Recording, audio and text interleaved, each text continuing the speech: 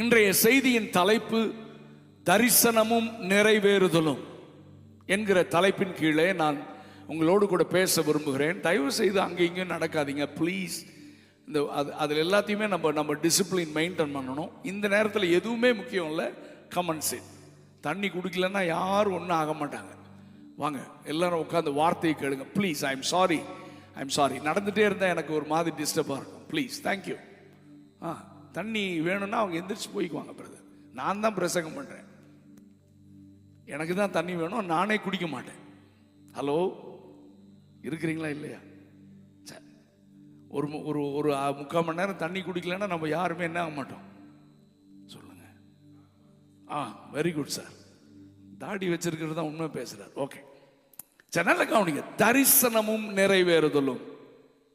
What is தரிசனம் என்றால் என்ன? நான் பின்னால் சொல்றேன். நெகேமியா புஸ்தகத்தை மையமாக வைத்து தான் இன்னைக்கு பேச போறேன்.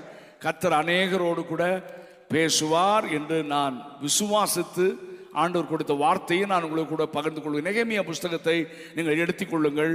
அதில் எல்லா வசனங்களையும் வாசிக்க முடியாது, வசனம் வாசிக்க எனக்கு சகோதரிகள் உதவி செய்கிறார்கள். நெகேமியா 1வது அதிகாரத்தை திருப்பிக் கொள்ளுங்கள். அதில் 1வது 2வது 3வது 4வது வசனத்தை வாசிக்கலாம். அகலியாவின் குமாரனாகிய நெகேமியாவின் நடபடிகள் 20ஆம் வருஷம் கிஸ்லேயு மாதத்தில் நான் சூசான் என்னும் அரண்மனையில் இருக்கும் போது சம்பவித்தது என்னவென்றால், என் சகோதரரில் ஒருவனாகிய ஆனானினும் வேறு சில மனுஷரும் யூதாவில் இருந்து வந்தார்கள். அவர்களிடத்தில் நான் சிறையிருப்பில் மீண்டு தப்பின யூதரின் செய்தியையும் எருசலேமின் செய்தியையும் விசாரித்தேன். அதற்கு அவர்கள், சிறையிருப்பில் மீந்திருக்கிறவர்கள் அந்த தேசத்திலே மகா தீங்கையும் நிந்தையும் அனுபவிக்கிறார்கள். எருசலேமின் அலங்கம் இடிக்கப்பட்டதும் அதன் வாசல்கள் அக்கினியால் சுட்டரிக்கப்பட்டதுமாய் கிடக்கிறது என்றார்கள். இந்த வார்த்தைகளை கேட்டபோது நான் உட்கார்ந்து அழுது சில நாளாய் துக்கித்து உபவாசித்து மன்றாடி பரலோக தேவனை நோக்கி. சரி, போதும்.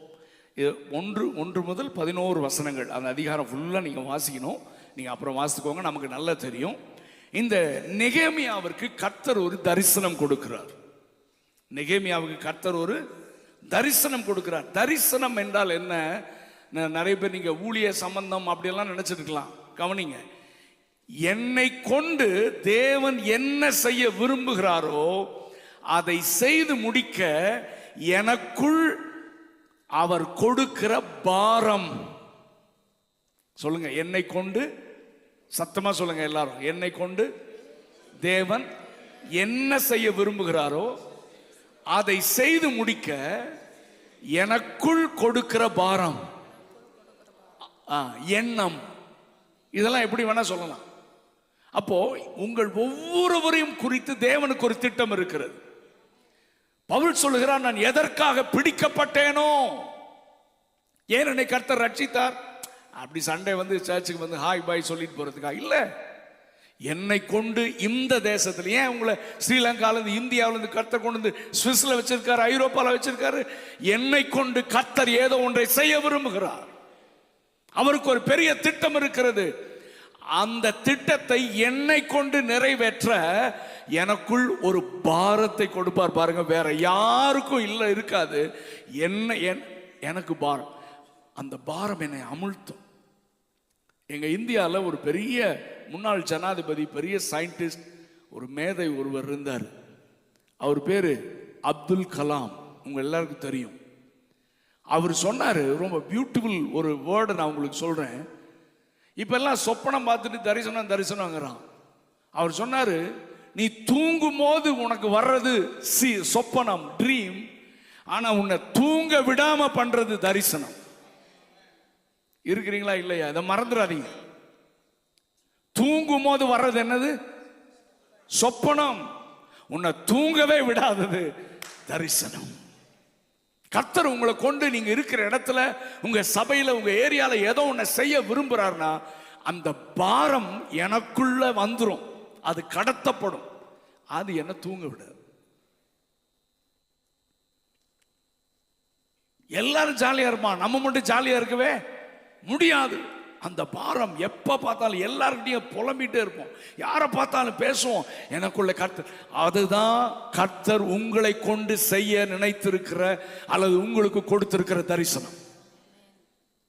சிம்பிளா நீங்க புரிஞ்சுக்கோங்க, அதை பிடித்து அதை நிறைவேற்ற முன்னேறுங்கள். ஆமென். அதை நிறைவேற்றும். இப்ப நெகேமியா பாருங்க, எருசலேமின் அலங்கம் இடிந்து கிடக்கிறது.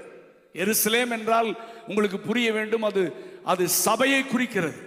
ஜெருசலேம் என்றால் என்ன? சபை குறிக்கிறது. அப்ப அலங்கம், இதை ஆண்டவர் நான் தியானிக்கும் போது ஆண்டவர் சொன்னார், சபையுடைய அலங்கங்கள் எல்லாம் இடிந்து கிடக்கிறது.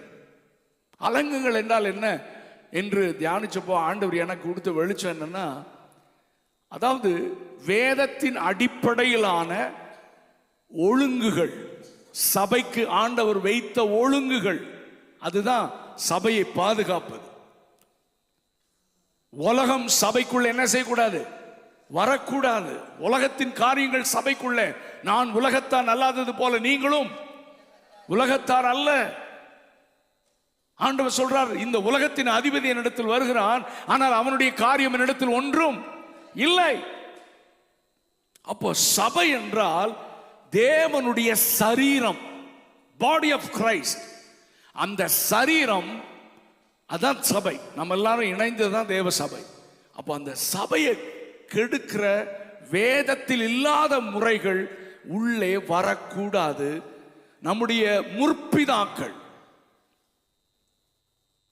இந்த சபைகளை உருவாக்கி கர்த்தர் பயன்படுத்தின முற்பிதாக்கள் சபைகளுக்கு ஒழுங்கு வைத்திருந்தார்கள். அதெல்லாம் நம்ம சபையை சுற்றிலும் போடப்பட்ட ஒரு ஃபென்சிங் அல்லது அலங்கம். ஆனா நவீன காலத்தில் அது பரவாயில்ல, இது பரவாயில்ல, அது பரவாயில்ல, இது பரவாயில்லன்னு காம்ப்ரமைஸ் பண்ணி ஒவ்வொரு இடத்துலையும் திறந்து கிடக்குது, அலங்கமெல்லாம் இடிந்து கிடக்கிறது. இப்ப நெகேமியாவுக்கு ஒரு பெரிய பாரம், இடிந்து கிடக்கிற அலங்கத்தை நான் திரும்ப கட்ட வேண்டும். ஆமென். ஏசாயாவிலே ஒரு திராட்சை தோட்டம் என்று சபை குறித்து எழுதப்பட்டிருக்கிறது.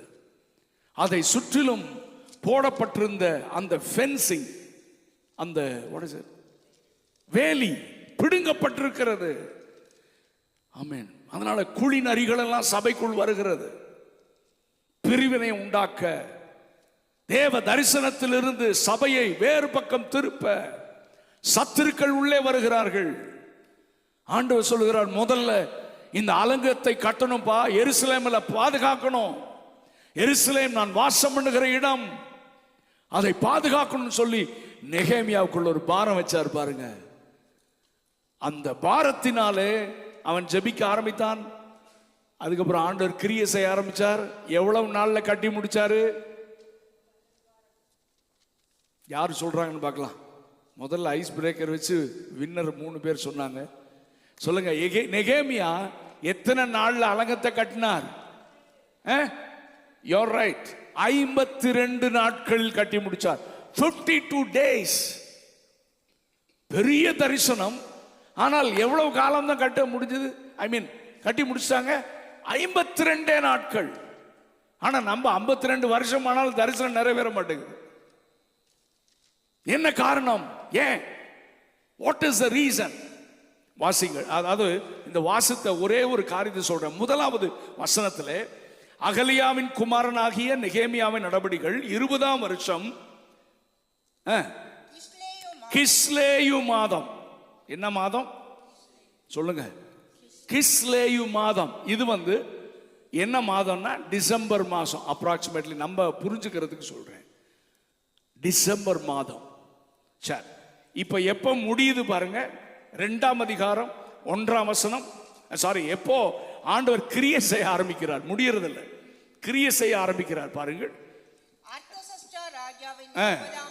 அதே 20ஆம் வருஷம் என்ன மாசம் சொல்லுங்க? நிசான் மாசம். எப்ப ஆரம்பிச்சது? கிஸ்லேயு மாதம். ஆனால் இப்ப ஆண்டவர் எப்ப கிரியை செய்கிறாரு ராஜா மூலமா? நிசான் மாதம். நிசான் மாதம் அப்ராக்சிமேட்லி ஏப்ரல், டிசம்பர், ஜனவரி, பிப்ரவரி, மார்ச், 4 மாதங்கள். நெகேமியா 4 மாதங்கள் ஜெபித்தான். ஜெபம் இல்லாமல் தரிசனம் நிறைவேறாது. ஆமென். ஜெபம் இல்லாமல் கர்த்தர் நமக்கு கொடுத்த நம்ம மாம்ச பலம், பண பலம், பணம் இருக்கு, யூ cannot do, நீ செய்ய முடியாது.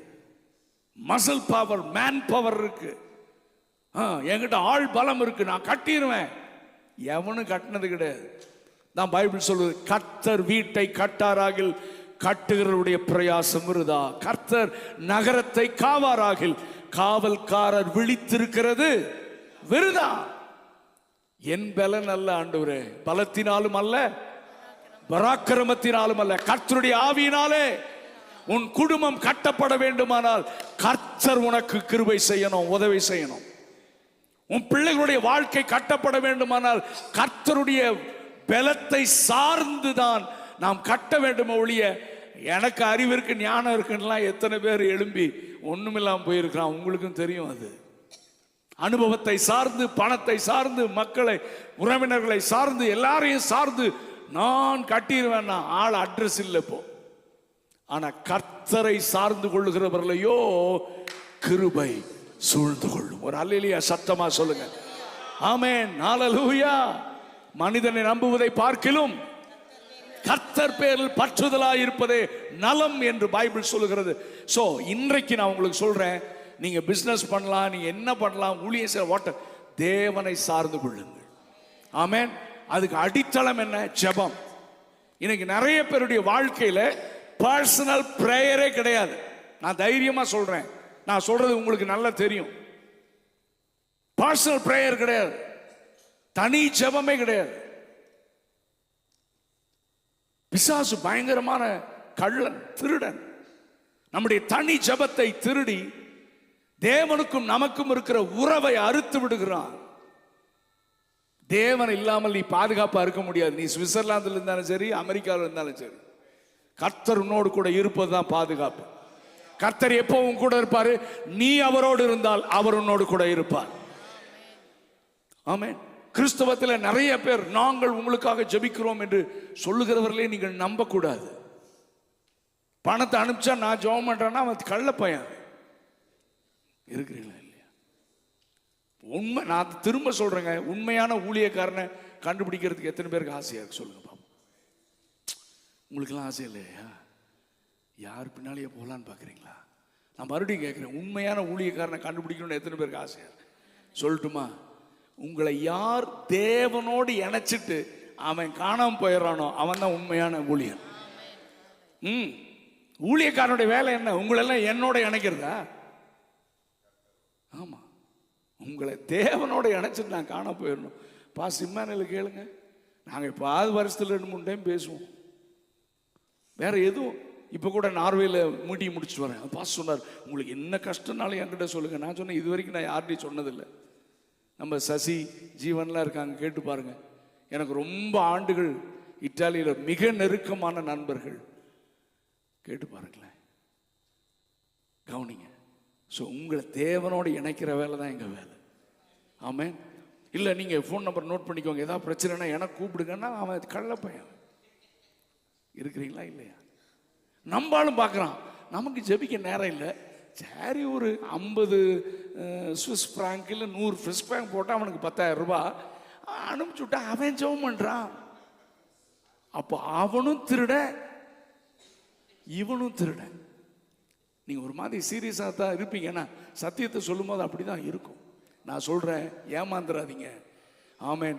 உங்களுக்கும் அவருக்கும் இடையே தனிப்பட்ட உறவு எப்ப ஸ்ட்ராங்கா மாறுதோ, ஆமென், அப்பதான் நீ தேவனுடைய பிள்ளை, தேவனோடு கூட வாசம் பண்ணுவா. ஆமென். காசு கொடுத்து ஜெபம் பண்றதுக்கு என்ன? அப்படியே பைபிள்ல சொல்லி இருக்கு. நீ உன் அறைக்கதவை பூட்டு, வா தனியா என் கூட வா. நம்ம அவரோட உறவாடுகிற இன்பமான நேரம் நம்முடைய தனி ஜெபம். ஹல்லேலூயா. சோ ஜெபம் இல்லாமல் நீ சாதிக்க முடியாது. ஊழியத்திலையும் சாதிக்க முடியாது, வாழ்க்கையிலும் சாதிக்க முடியாது. ஆனா ஜெபிக்கிறவனை கர்த்தர் கைவிடவே மாட்டார். ஜெபிக்கிறவனைத்தான் கர்த்தர் தேடுகிறார். ஆமென். நிறைய பேருடைய ஜெபம் எப்படி தெரியுமா? மார்னிங், குட் மார்னிங் ஆண்டவரே, கொஞ்ச நேரம் ஜெபம் பண்ணலாம் நினைச்சேன், டைம் ஆயிடுச்சு. சுவிட்சர்லாந்தில் டிராஃபிக் உங்களுக்கு எப்படின்னு தெரியும். அவசரமா வேலைக்கு போகணும், யூனிவர்சிட்டி போகணும். நான் நைட்டு வந்து உங்களை மீட் பண்ணேன். நைட்டெல்லாம் அடிச்சு பிடிச்சி வந்து எல்லாம் ஆண்டவரே, உங்களுக்கே தெரியும் நம்ம பாடி ரொம்ப வீக்காக இருக்கு, ரொம்ப டயர்டாக இருக்கு. காலையில் உங்களை சந்திக்கிறேன். ஆனால் நைட் ஒழுங்காக தூக்கம் கொடுக்கணும். கெட்ட சோப்பனமெல்லாம் ஒன்றும் சொல்லுங்க வரக்கூடாது. எப்பா வருஷ கணக்கில் போயிடுச்சுப்பா, இப்படியே போயிடுச்சியா. உன்னோடு கூட உறவாட கர்த்தர் இயங்குகிறார். இந்த ராத்திரி கர்த்தர் உங்களோடு கூட பேசுகிறார். தேவ பிரசன்ஸ் ரூம் அப்படின்னா என்ன? ஒவ்வொரு நாளும் கிறிஸ்தவ வாழ்க்கையே பிரசன்ஸ் ரூம் தான். ஹலோ, இருக்கிறீங்களா இல்லையா? தேவனோடு நடக்கிறதாங்க கிறிஸ்தவம். ஆமே, நான் அவரோடு பேசுவேன், அவர் என்னோடு கூட பேசுவார். இப்பெல்லாம் என்ன தெரியுமா, ஐயா ஐயா யாராச்சும் வந்துட்டா போதும், கர்த்தர் ஏதாவது சொல்றாரா கேட்டு சொல்லுங்கன்னா அவனுக்கும் அவருக்கு கனெக்ஷன் இல்லைன்னு அர்த்தம். ஒரே ஆமேன்னு தான் வருது என்கிட்ட. இப்போ நான் அதுக்கு வேற கை வச்சு அதை எதையும் எல்லாம் ஏதோ ஒன்று சொல்லிட்டு போயிடுறாங்க. Listen carefully. நான் சொல்றேன், ஏன் கூட கர்த்தர் பேசுறது உண்மையானா உங்களோட கர்த்தர் பேசுவார். ஆமென்.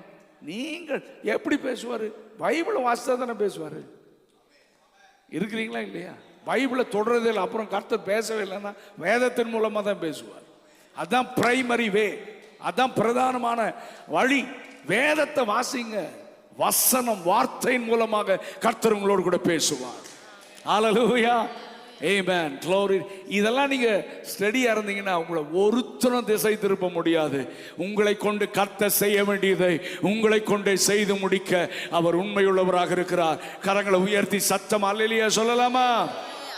ஹல்லேலூயா, பிரைஸ் பீ டு காட். அப்ப 4 மாதங்கள் நெகேமியா ஜெபித்தார். அதெல்லாத்தையும் நான் சொல்லுவதற்கு நேரம் இல்லை, நீங்க போய் படிச்சுக்கோங்க. நான் வேகமா ஒரு சில காரியங்களை நான் சொல்ல விரும்புகிறேன். மோசே குறித்து நான் சொல்லுகிறேன். ஒரு சின்ன ஒரு குறிப்பு குறிச்சுக்கோங்க. மோசே 120 வருஷம் வாழ்ந்தான். அதை 40 வருஷங்களாக பிரிக்கலாம். முதல் 40 வருஷம் கர்த்தர் அவனுக்காக கிரியை செய்தார். நல்லா கவனிச்சுக்கோங்க. உங்களை கொண்டு கர்த்தர் ஒரு தரிசனத்தை நிறைவேற்ற இந்த 3 பிரிவில் கர்த்தர் கிரியை செய்வார். ஒன்று, first 40 years ஆண்டவர் மோசேக்காக கிரியை செய்தார். யாரு? பார்வோனுடைய குமாரதி மூலமா கிரியை செய்யறாரு. அங்க கிரியை செய்யறாரு. அவனை அரண்மனையில் வச்சு எல்லா சகல விதமான காரியங்களிலும் அவன் கற்று தேறுகிறவனாக மாறுகிறான். அடுத்த 40 வருஷம் அவனுக்குள் கிரியை செய்கிறார். எத்தனை பேருக்கு நான் சொல்றது விளங்கு? முதல் 40 வருஷம் அவனுக்காக, அடுத்த 40 வருஷம் அவனுக்குள், அடுத்த 40 வருஷம் தான் அவனை கொண்டு. இதுதாங்க ப்ராசஸ். ஆமென்.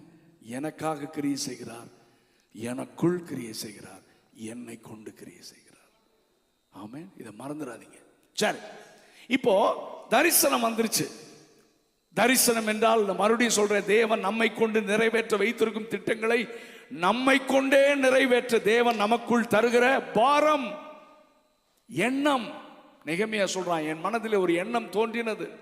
1000 ஆசைகள் வந்து போகலாம், ஆனால் பாரம் மட்டும் மாறவே பாராது. ஏன்னா அவர் கொடுத்தது, நமக்கு கொடுத்த தரிசனம். சரி, இப்போ இந்த தரிசனத்தை பவுல் சொல்கிறார், அதை பரம தரிசனம் என்று சொல்கிறார். எதற்காக பிடிக்கப்பட்டேனோ என்று பிலிப்பியர் 3:12 சொல்கிறார். இயேசு கிறிஸ்து என்ன சொல்கிறார்? யோவான் 17:4 நான் செய்யும்படி நீர் எனக்கு நியமித்த கிரியைகளை செய்து முடித்தேன், நான் முடிச்சிட்டேன் எல்லாம் சொல்றாங்க. இப்படி நாம் தேவன் நம்மை கொண்டு செய்ய வேண்டியதை, நல்ல கவனிங்க, இதுதான் செய்தி. நம்மை கொண்டு செய்ய வேண்டியதை நம்மை கொண்டு செய்ய ஆரம்பிக்கும் போது, கவனிங்கள், நம்மை கொண்டு செய்ய ஆரம்பிக்கும் போது சத்துரு சும்மா இருக்க மாட்டான். பிசாசு சும்மா இருக்க அவ்வளவு சீக்கிரம் தரிசனத்தை அதுக்கு தான் ஜெபம் பண்ணணும். அவ்வளவு சீக்கிரம் உங்களை நிறைவேற்ற விட மாட்டான்.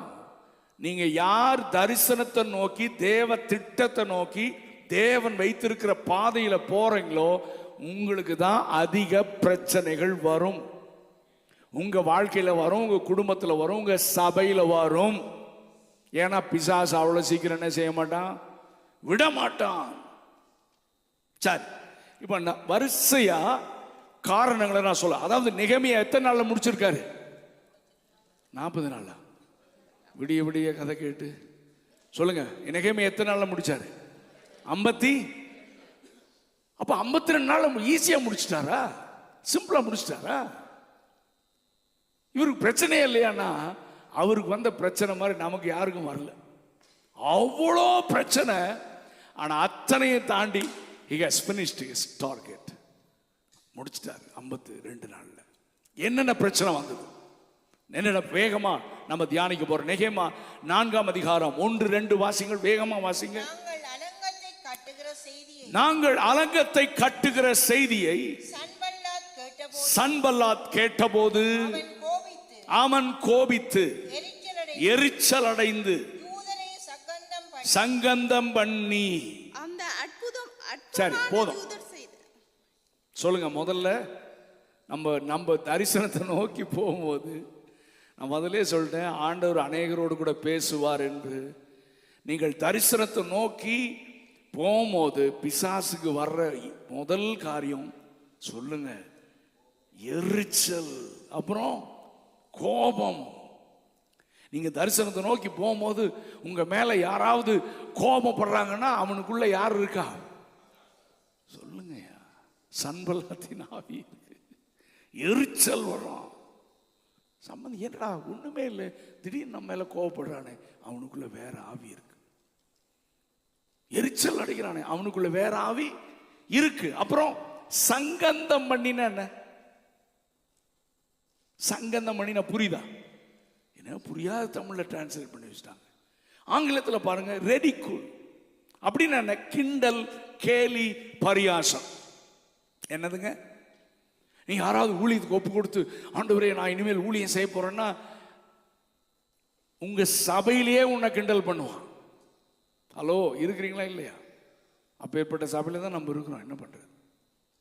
நம்ம பாட்டில் நான் என்னுடைய அனுபவத்தில் நம்மளை என்கரேஜ் பண்றவங்க விரல் விட்டு எண்ணிடலாம், நல்லா செய்யுங்க தம்பின்னு. ஆனா நம்மளை கிண்டல் பண்ணி கவுக்கிறவன் தான். ஏன் நீங்களாம் அப்படி அனுபவிக்கலையா? ஆமா. ஒருத்தன் வளர்றானா இவனை எப்பற அமுக்கிறது, இவனை எப்பறா முடிக்கிறது. அப்ப அவனுக்குள்ள நம்ம தெரிஞ்சுக்கலாம், இவனுக்குள்ள வேறே. அப்ப அவனோட போராடக்கூடாது.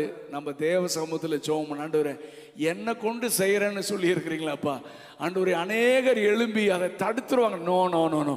முதல்ல யாரோ சொன்னாங்க ஒரு வார்த்தை, நீங்க சொன்னீங்க, தேவரி சகலத்தையும் செய்ய வல்லவ, நீ செய்ய நினைத்தது. சொல்லுங்க. பாஸ்டர் பிரான்சிஸ் ஜெபம் பண்ணும்போது இந்த வார்த்தையை சொன்னார், தேவரி சகலத்தையும் செய்ய நீ செய்ய நினைத்தது. சன்பல்லாத்தில் தொபியால எவன் வந்தாலும் யாராலும் தடுக்க முடியாது. ஏனென்றால் அவர் என்னை கொண்டு செய்ய வேண்டியதை என்னை கொண்டே செய்து முடிப்பா. ஆமென். நம்ம மூவ் ஃபார்வர்ட் தான், முன்னேறி செல்லுங்கள். மீகால சொல்றார், தடைகளை நீக்கி போடுகிறவர் உனக்கு முன்னே செல்கிறார். கவனிங்க, இதை கொஞ்சம் யோசித்து பாருங்களேன். நம்ம யாராவது கெஸ்ட் வந்துட்டாங்க, பெரியவங்க வந்துட்டாங்கன்னா, கூட்டத்தில் ஏதாவது இருந்துச்சுன்னா வழியில சேர், கதிரையிட வர்றார், பாஸ்ட் வர்றார் இருப்பாங்களா இல்லையா? ஒரு 4 பேர் இருப்பாங்க நமக்கு உதவி செய்யறது. ஆனா இப்ப இவர் சொல்றாரு, நீ நடந்து வா, நான் கதிரை எடுத்து போடுறேன். என்னங்க சந்தோஷமா இல்லையா? What a great god. மகனே, நான் உனக்கு வச்சிருக்கிற அந்த தரிசனத்தை நோக்கி நீ நட. நடுவில் எந்த தடை இருந்தாலும் நான் நீக்கிறேன். உன்னை ஜெயிக்க வைக்கிறது தான் என்னுடைய விருப்பம். நீ ஜெயிக்கணும்.